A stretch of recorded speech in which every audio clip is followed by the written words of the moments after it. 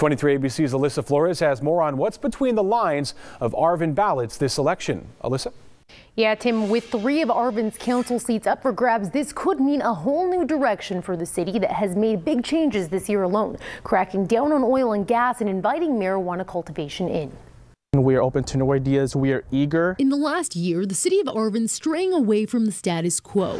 It wasn't without opposition. The city council voted to make regulations more strict for new oil and gas production within city limits. I don't understand what is so controversial about not allowing oil drilling close to our backyards. An ordinance adopted in July prohibits new oil and gas sites within residential and commercial zones to be located more than 300 feet from homes, schools, parks, and hospitals, and requires operations to comply with noise, odor, and air monitoring requirements within 600 feet of sensitive uses. It protects the health and safety of the community. Those stricter regulations might not last for long. 8 candidates are vying for the 3 city council seats open in the upcoming election. And an out-of-town oil interest has taken notice. The California Independent Petroleum Association contributing $20,000 combined to the campaigns of Daniel Borelli, Abdo El-Gabiali, and Mark Fernetovich. We don't want them to pollute our air, we don't want them to pollute our water, and we definitely don't want them to pollute our politics. It says that they care about Arvin. Fernetovich says it's no secret he's opposed to the regulations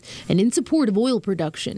They know that I stand for oil and I stand for jobs. Mayor Garola stood by the oil rig on Nelson Court, his own neighborhood, as he recalled the 2014 gas leak that required families on that street to evacuate for months. He says that's where the ordinance stems from. Half of my neighbors were evacuated. I would have to come home every day seeing their houses empty. We decided to say, what can we do to prevent this from happening again? What are the regulatory gaps that exist that we can close within our authority? Meanwhile, Fernetovich says turning away much needed industry isn't the safety solution. Look at Arvin's entire existence, that's only happened once. If you look at Taft, Wasco, Delano, all these other places in Kern County, they pretty much follow the Kern County regulations.